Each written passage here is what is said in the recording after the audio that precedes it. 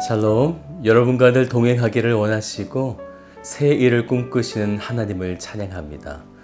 오늘도 하나님의 꿈이 여러분의 비전이 되시기를 소망하며 다 같이 기도하겠습니다. 우리의 꿈이 되시는 살아계신 아버지 하나님, 하나님의 꿈이 나의 비전이 되어지기를 원합니다. 하나님께서 원하시는 그 삶을 우리 모두가 살아가게 되어질 수 있도록 주님께서 당신의 백성들을 돌보시고 이끌어 주시옵소서.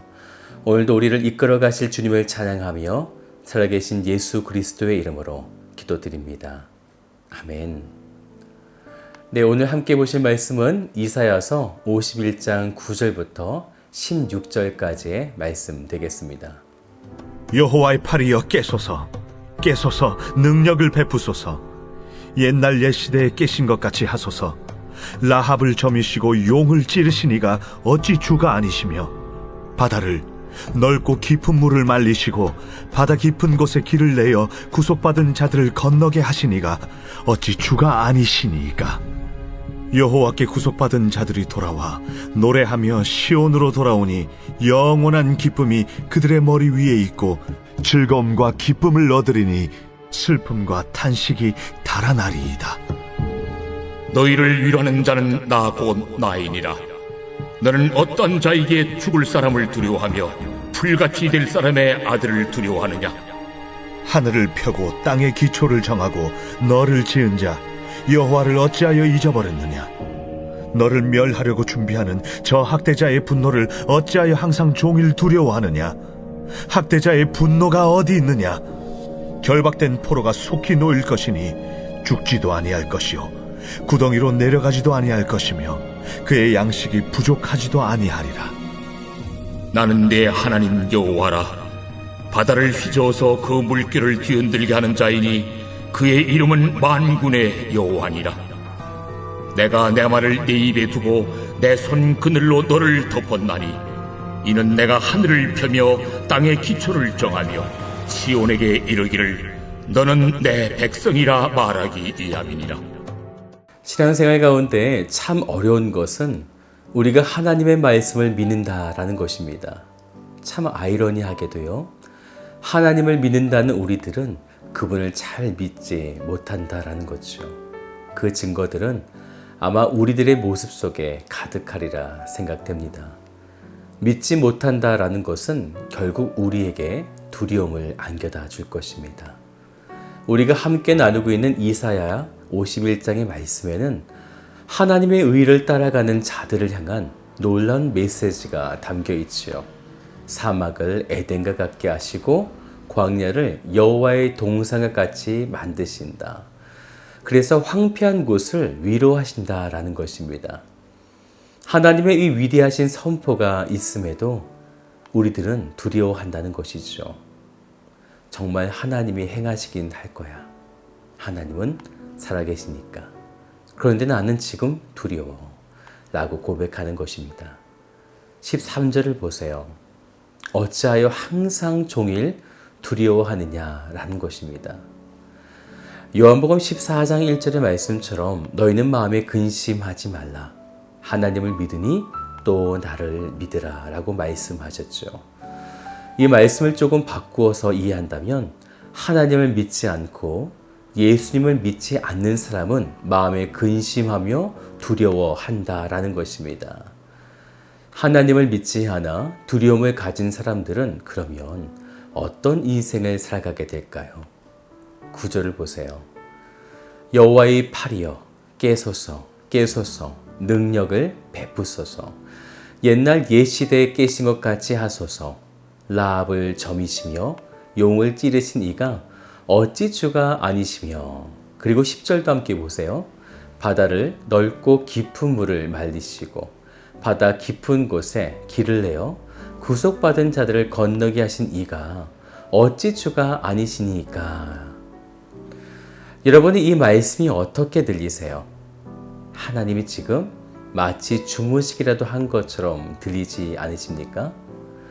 그렇게 하나님께서 너희들을 위해 내가 그렇게 할 거다. 너희는 나의 사랑하는 백성이기에 너희를 지킬 것이다. 라고 그렇게 많이 선포하셨음에도 왜 우리는 살아계신 하나님을 온전히 바라보지 못하는 것일까요? 날마다 하나님을 믿는다고 고백하지만 마치 우리 인생 가운데 역사하지도 않으시고 잠자고 계시는 하나님처럼 아무런 교제도 없고 소통도 없으며 그분의 임재를 누리지 못하는 삶을 혹시 여러분들이 살고 계신 것은 아닙니까? 어찌하여 우리는 하나님을 잊어버렸을까요? 오늘 그런 우리들에게 하나님은 다시 말씀하여 주십니다. 12절을 보세요. 이르시되 너희를 위로하는 자는 나, 곧 나이니라. 너는 어떠한 자이기에 죽은 사람을 두려워하며 풀같이 될 사람의 아들을 두려워하느냐.